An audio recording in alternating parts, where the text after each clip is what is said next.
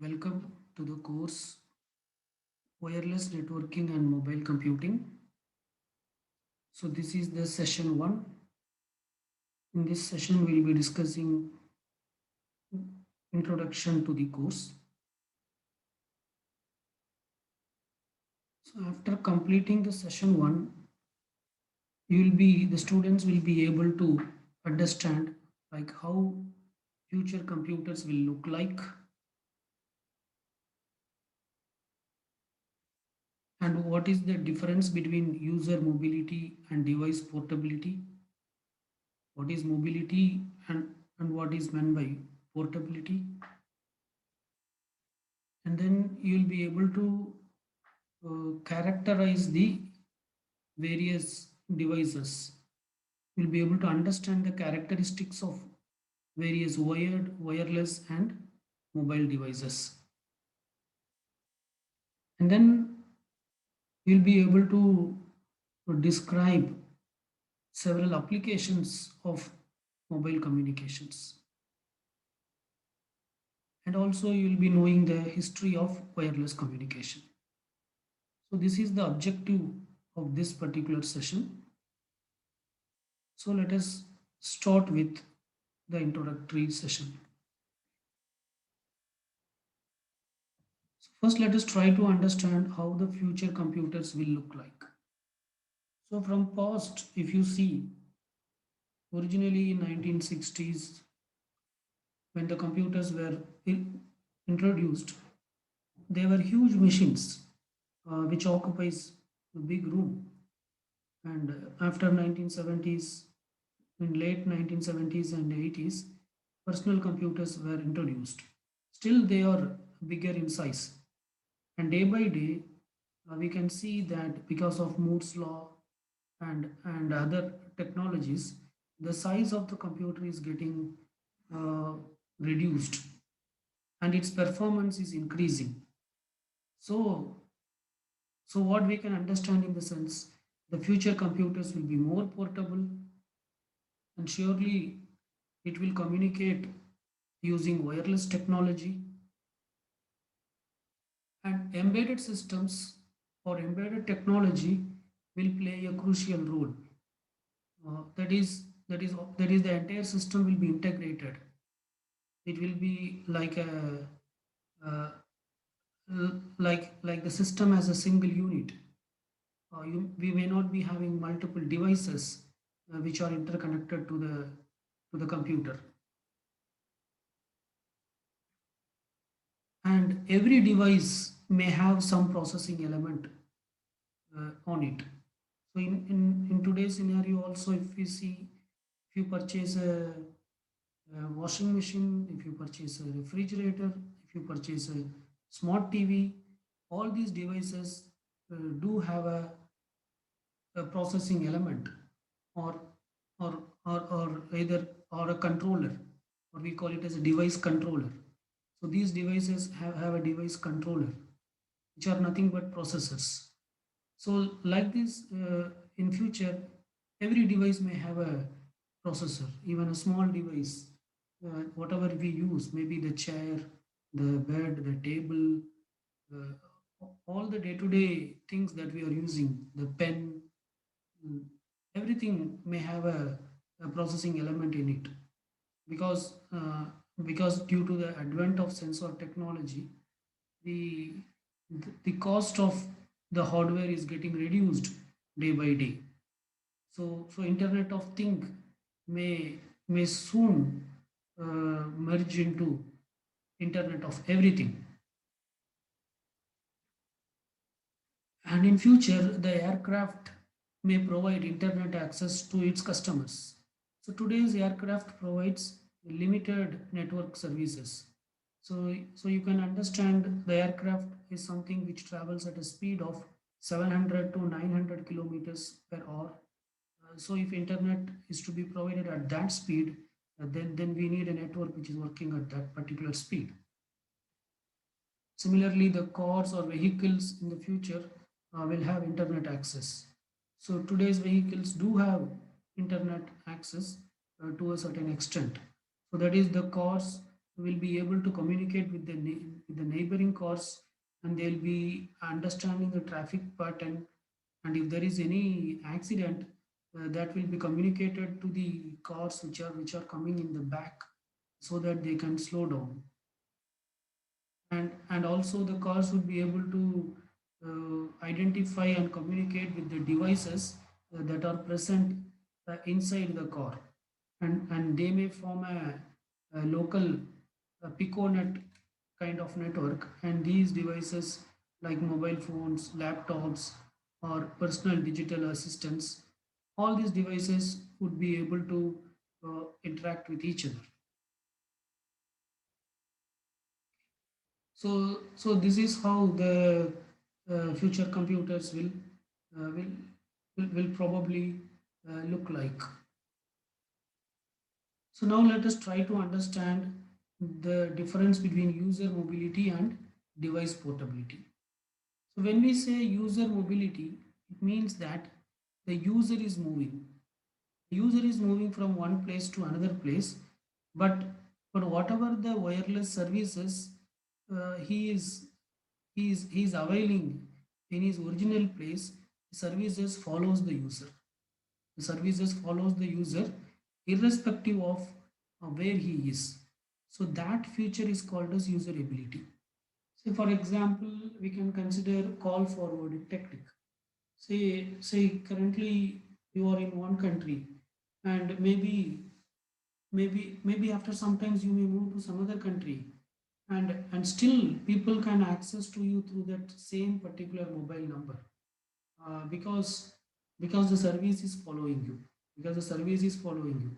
So your network service provider will understand where you are currently located, and accordingly the call will get automatically traveled, automatically will get transferred to that particular location.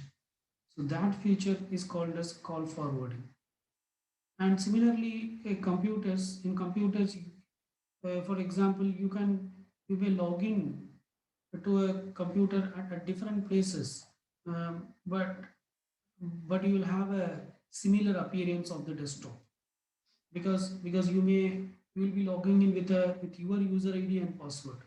So whether you log in your home, or whether you log in your office, or whether you log in elsewhere, the interface or the desktop that you are going to experience uh, will be will be similar, uh, irrespective of the place or time. So here, in spite of the user is in spite of the user is moving, the service is following him. So that is called as user mobility. And coming to device portability in the sense, here the device moves. Here the device moves, and even though the device moves, the device will be able to communicate.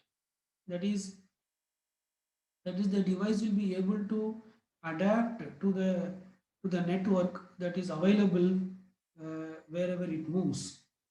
For example, in your home, your device may be connected to the internet through a broadband network.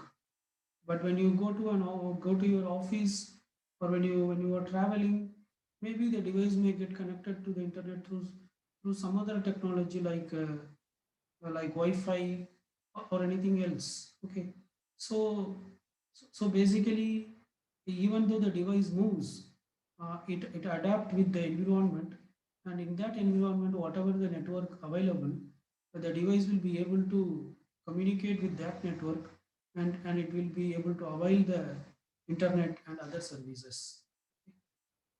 So one example is the mobile phone switching from one base station to another. Say for example, you are in a location where your signal is getting very low, then automatically your mobile phone will switch off, will switch from this base station to some other base station. So in that case, when the device moves, it is able to still communicate, because it adapts with that particular environment. So this is the difference between user mobility and device portability. With user mobility, the user moves and the service follows him. And with device portability, the device moves and it adapts to the environment, and in the environment whatever the network available, it connects with that particular environment, and it continues to provide its whatever the service it is supposed to provide. The next thing we'll be discussing is characteristics of various communication devices. Okay, so under this, so so the communication device can be characterized into four categories. These are fixed and wired, mobile and wired, fixed and wireless, and mobile and wireless. So let us try to understand what all these things are. So fixed and wired is nothing but a conventional technology where you have a fixed computer, you have a personal computer, and that is connected to the network or internet through a wired communication, maybe through a LAN or a WAN or any other technology. Using that, it is connected to your network, or it is connected to the internet, maybe through some wired medium. Okay? So such a network is called as fixed and wired network. So these networks probably the size of the device, the size of the computer will be huge, and its weight also will be high. So basically these are not portable. So these are not mobile. You cannot carry it anywhere. So they are fixed, and also they avail wired services. So so such devices comes under fixed and wired category. The next thing we have mobile and wired. That is, the device is movable. Mobile in the sense the device is movable, but still it uses a wired communication. So a good example for this is laptop. So laptop falls in this category. So for example, user carries laptop from one place to another place, and in that place, whatever the network available, they may connect to that network through telephone network or a modem, or through some means they will plug into that network. Okay. So for example, in the home, I may connect my laptop with my uh, broadband internet. If I go to the office, I may connect with the office wired internet, wired LAN, okay, through which I will be getting internet. So in this case, the device is movable, but still it uses wired connectivity for communication.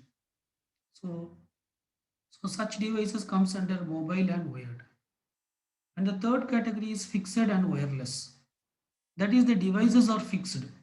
Here the devices are not going to move. They are fixed in one place, but still we are not going for wired option. We are going for wireless option. The reason is, maybe for example, it may be a historical building. It may be a historical building, and in that historical building, probably you may be installing some CCTV cameras, or and some what you call some displays to see the people at different places. So we need technology, but still we don't want to use wires, because wires are cumbersome, and you may have to break the walls and other things which you don't want to do. So in that case, the devices will be fixed, but the devices will communicate using an wireless media. So so so such devices comes under fixed and wireless. And the fourth one is mobile and wireless. So this is the most interesting thing. So here the device is movable, and also it is wireless. There is no wire. The device is movable, and it communicates using wireless networks. So all the mobile phones, uh, the gadgets like mobile phones, all these things comes under in this category, mobile and wireless. So this is how the wireless networks are characterized. Fine. So the next thing we'll be discussing is applications of mobile communication or wireless networks. So we'll be discussing, so there are plenty of applications, but to name a few, we'll be discussing these applications, some of these applications under these headings. So in vehicles, that is in cars, in flight, in what you call, in cars, in flight, in trains, in trucks, how wireless communication is helpful. That we'll be discussing under vehicles. And then under emergency situation, how wireless communication will be useful, and what the role it plays. That we'll be discussing under the heading emergencies. Then from business perspective, how wireless communication will be useful. That we'll be discussing under the heading business. And replacement of wired networks. So what are the places where wired networks can be replaced with wireless networks? And then we'll be discussing infotainment and more. That is how the wireless networks helps us to uh, get the information, latest information, or or or or or in what way uh, it provides entertainment to the customers. So that we'll be discussing under infotainment and more. So these are also some of the applications of uh, wireless communication. Then we'll be discussing the various location dependent services provided by wireless network and mobile communication. And at last, we'll be discussing the different types of mobile and wireless devices that are currently available. So we'll be discussing applications under these headings. Fine. So let us start with vehicles. So if you so coming to vehicles, so so the vehicles may use the future vehicles may use a digital audio broadcasting technique DAB to get the details about news, road conditions, weather report, and for listening to musics. And this technology will work at a speed of 1.5 megabits per second. And inside the vehicles, the customer may use UMTS or GSM for personal communication. So UMTS stands for Universal Mobile Telecommunication System, and GSM stands for Global System for Mobile Communication. And for remote communication, the vehicles may use satellite communication. So if they are in some remote location, or if the vehicle want to communicate to some remote location, then GSM can be used. And GPS is helpful to understand to know the position, to know the current position eh, of the car. Okay. So, and also cars would be able to communicate with each other by using a technology called VANET, vehicular ad hoc networks, where different vehicles which are traveling in the road, they will be able to communicate with each other, and they will be able to exchange the traffic patterns. And also by that, the vehicle will understand which route is having lesser traffic and which route is having more traffic, and which route they should take. And also if there is any accident, uh, so whenever there is an accident, the airbag will trigger. But other than getting the airbag triggered, the vehicle which involved in the accident will also transmit this information to the vehicles which are coming at the back, so that they will slow down, and and further accidents can be avoided. So so these are some of the typical applications of wireless networks in for vehicles. And also today, nowadays itself, buses, trucks, and trains, they are transmitting maintenance and logistic information to the base station. So in future, uh, these devices will be able to perform, uh, will be able to provide much better services also. And if you consider air travel or train travel, so actually as of now, internet services are not available for the customers who are traveling in flight, because flight travels at a speed of 700 to 900 kilometers per hour, and the current trains travel maximum at a speed of 350 kilometer per hour. Okay, but many technologies cannot operate at this speed. Most of the wireless technologies what we have today uh, cannot operate at this particular speed. Okay, for example, GSM can operate at a speed of 250 kilometer per hour.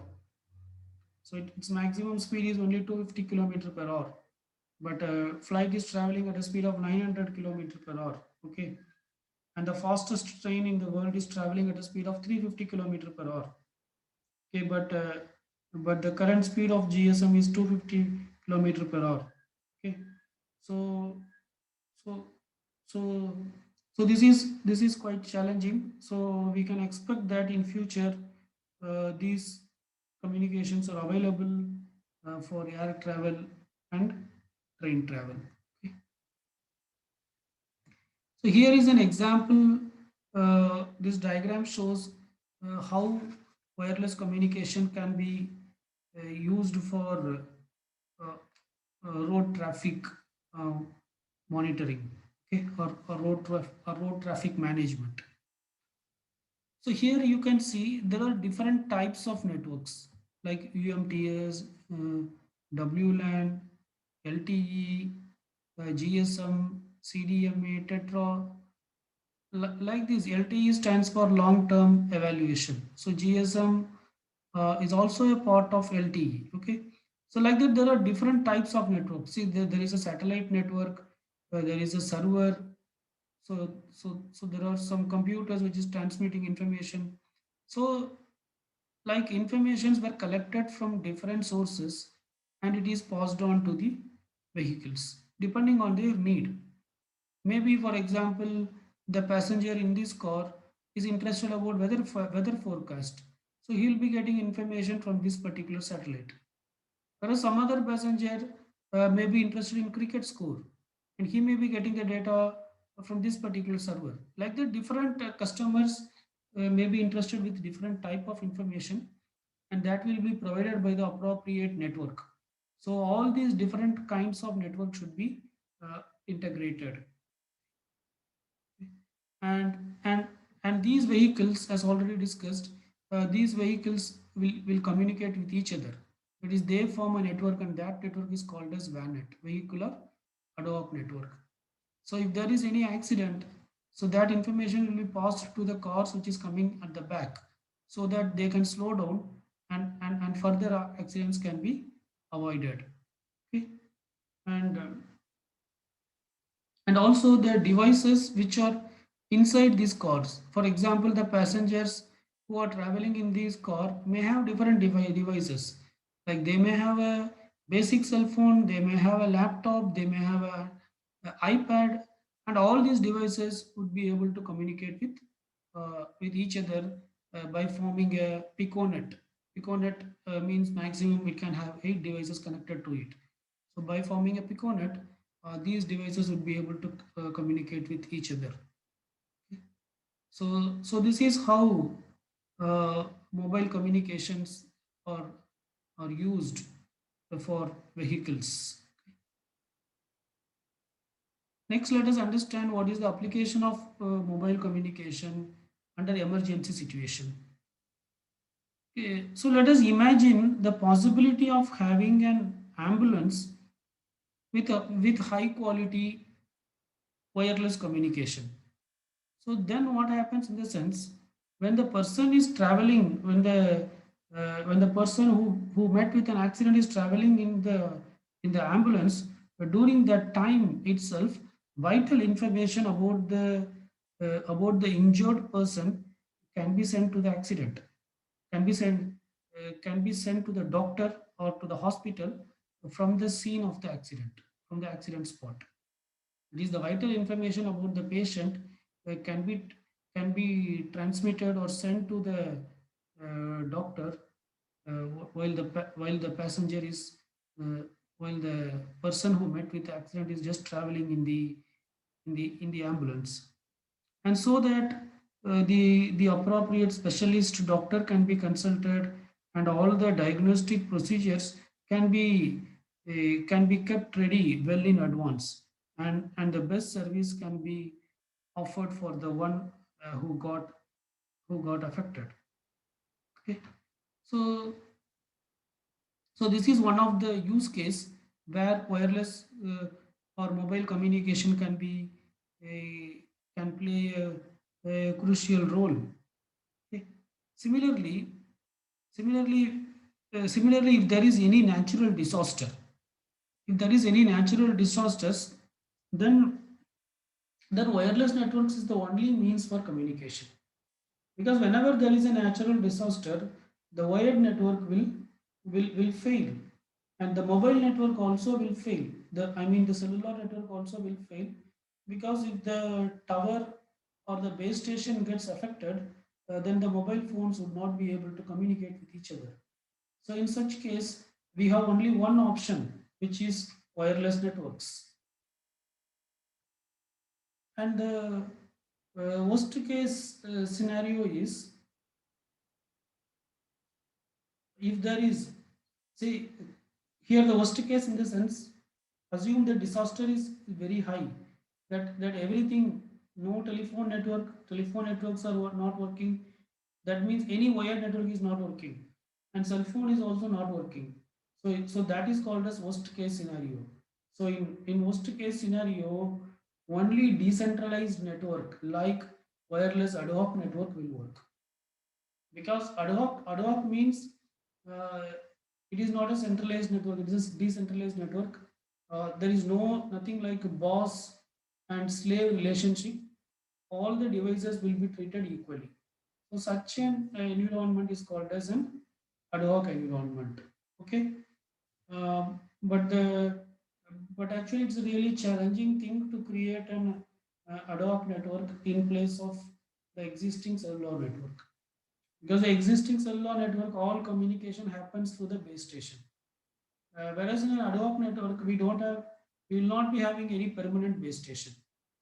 Okay, the base station will be shifted from one customer to uh, one consumer to another consumer. That is, every device itself, by itself, it may act like a base station.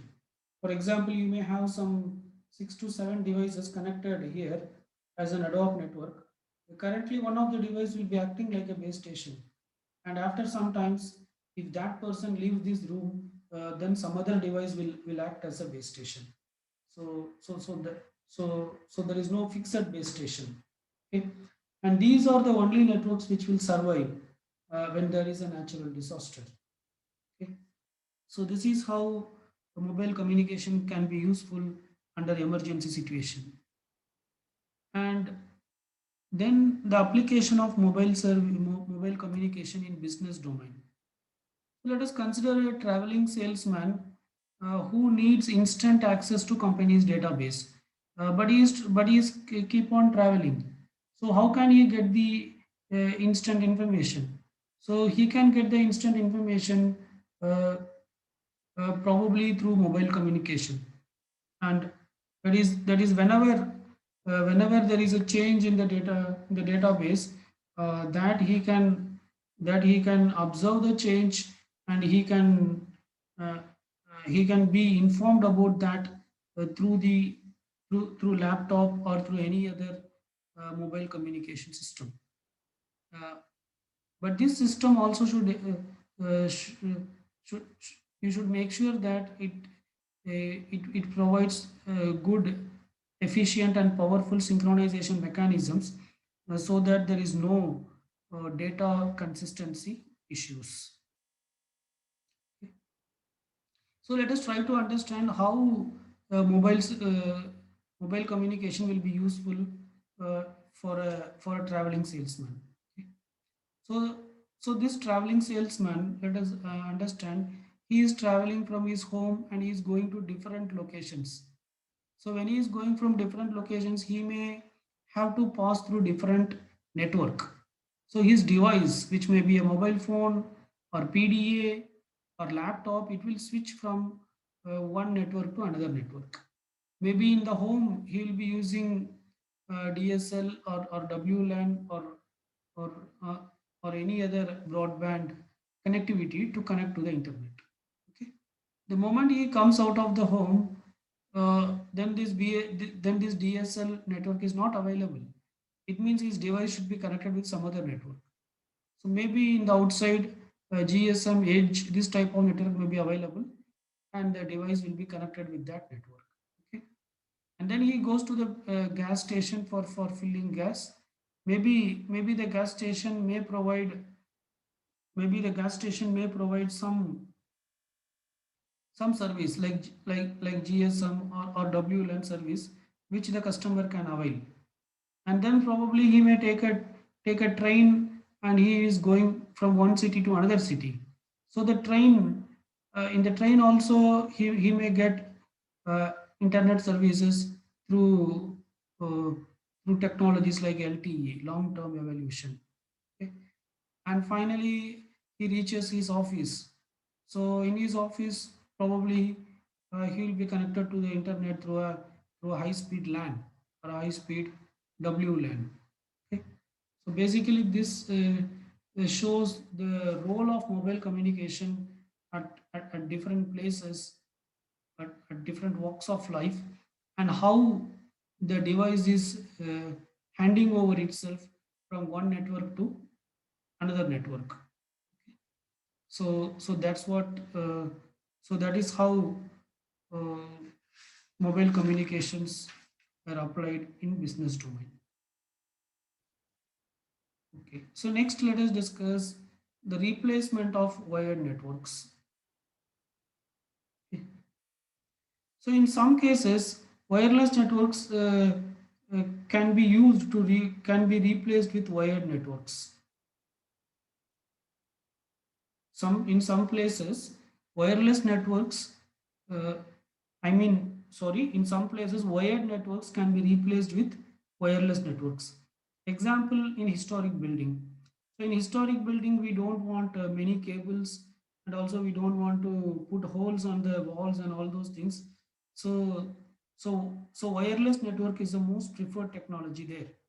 That is, the devices will be fixed, but they will communicate using wireless technology. Similarly, there are many other applications where, due to economic reasons, wired communication is not possible. For example, if you take weather forecast, if you take mm, weather forecast, earthquake detection, or any other application which provides information about the environment. In all such cases, wired network may not be a preferable solution, and also cost wise, economically also they may not be feasible. But in such cases, mobile communication would be very much helpful, and it comes handy for these type of applications. Okay. So so so this is how mobile communications where you can be used to replace the fixed wired networks. So in most of these cases, for example, for weather forecast, earthquake detection, and environmental information, for most of these cases, satellite communication might be the proper tool or the proper mode of communication. Okay. Especially if you want to forecast the weather, or if you want to detect earthquake, or if you want to know the area, which I mean the type of the land in different areas.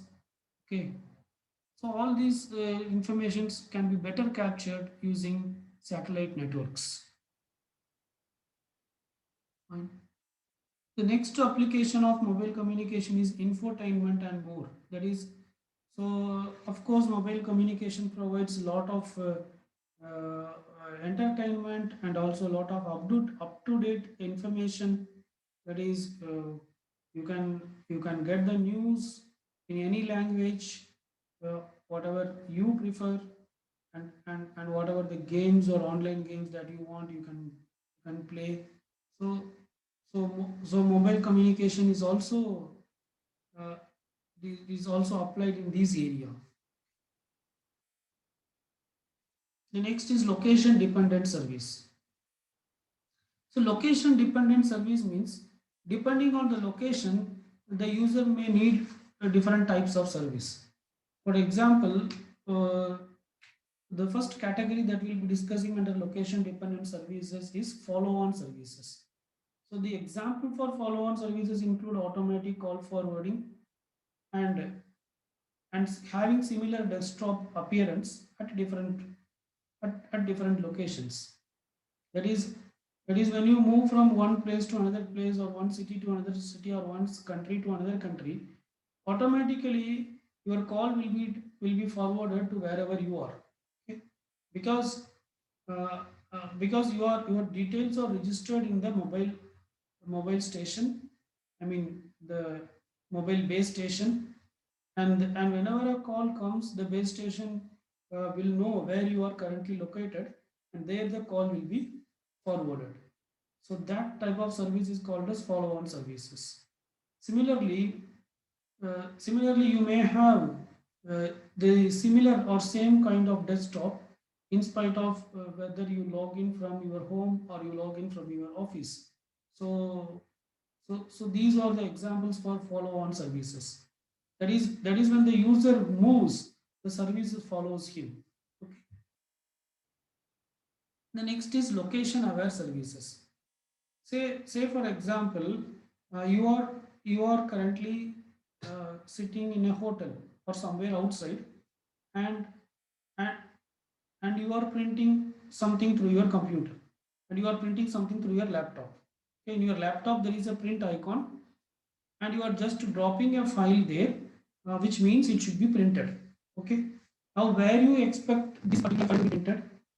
Should it be printed in your office printer, or should it be printed in the printer in the hotel where you are staying?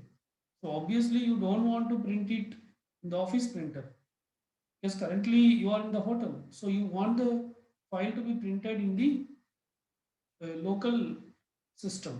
Okay, so you want the file to be printed in the uh, in the current location, or if there is any printer, you are sitting in the hotel, so in this hotel if there is a printer, you want the print to be printed through that printer. So that is what you are expecting. Okay, so location dependent services, what it do in the sense, it will identify the devices that are located near to it, and maybe if there is a printer in the hotel, then it will automatically connect to that printer, and whenever you give, the file will be printed from this particular printer. Okay, which is closest to you. So so this type of services which are provided by mobile communication systems are called as uh, location dependent uh, or location aware services. Okay, so we are discussing this under location dependent services. So first we discuss follow on services, and then location aware services. That is, this printer example is an example for location aware services. But all these services like follow on services, location aware services, all these have privacy issues. That is, it is not that everybody can access our location. So generally we don't want everybody to access our location, so we have some control or limit on that. Okay, so depending on the users you trust, so for them we'll share the information. For others, the consumers will not share the information. Okay. So follow on services, location aware services, all these has lot of advantages, but the disadvantages, it has the privacy uh, issues in that. The next is information services. So these information services can be classified into two categories. One is called as push service, the other one is called as pull service. Push service means You as a user, you will be asking the communication, I mean the mobile communication system, like where this particular service is available. Example, you may ask where South Indian food is available. What is the nearest hotel where South Indian food is available? Then your mobile phone may provide that address, and it may provide you the route map for that. Okay, so that is an exam. So whatever the thing now I said, that is an example for pull service. That is an example for pull service. Pull service means the user request. The user request, and the mobile communication system accordingly responds with a service that is called as pull service. Push service means the user does not request anything, but the mobile communication system provides some suggestions. Say for example, when you are traveling by a car, you may get a message stating that don't take this particular route, rather take some other route because there is less traffic in that route. That is an example for push service, because you are not doing anything, but still you are getting some information. Or when you are passing through a road, it may say that here there is a what do you call, here there is an internet cafe, which means it is a push service, because you have not asked, but still the system is giving you some input, so that if you want, you may use or you may not use. Okay? So basically, push service or the advertisement messages which are sent by the uh, internet service provider or mobile service provider to the concerned devices. Okay, whereas pull services are the request made by the user or the customer, that I want so and so, and the mobile communication system will respond with an answer, like where it will be available, where that service will be, from where that service can be availed. Okay, so this is about the information services. So that's it about location dependent services. So next we'll discuss the various mobile and wireless devices that are used. So this list is not exhaustive, and the list will keep on change, because due to the fast pace at which the technology is growing, uh, and there is no clear separation between these devices. Okay, so it's a broad classification of various mobile and wireless devices. So the performance of the devices increase in this order. Okay, that is, the device which is towards the right has more performance than the device which are in the left. Okay, so first we have smart dust. Smart dust, in the sense, it's a very small electronic particle which can probably sense various parameters from the environment, like heat, light, temperature, and that may be passed through a nearest server. Okay. Next we have sensor embedded controllers. So these are basically embedded controllers which are used to control different devices. For example, nowadays if you take any device that comes with an controller, for example, washing machine comes with a controller, smart TV comes with a controller. So any device that you purchase will have a controller. So so so any device that you are using in your day-to-day life can also be treated as a mobile or a wireless device if it don't use any wires. And then we have the basic cell phone. The basic cell phone, the classical mobile phone, which provides uh, basically the voice and a very limited amount of data services. Okay, so that also comes under mobile and wireless device. And then we have PDAs, personal digital assistants, with graphical display and with a feature of character recognition. Okay. So these are the personal digital assistants are not laptop. So these are more robust devices. Normally, these devices will be used by the firefighters, because once they enter the particular place where there is a fire, then they cannot carry the normal laptop, because normal laptop may not be withstanding that heat. So they carry this special type of laptop which is called as PDAs, a personal digital assistant, and here they can store different kind of informations. And then we have smartphone or tablet. So smartphone or tablet, that is that you know what are the features it has. So through a smartphone you can make a call, and also you may have plenty of applications which provides you a lot of informations about the various things.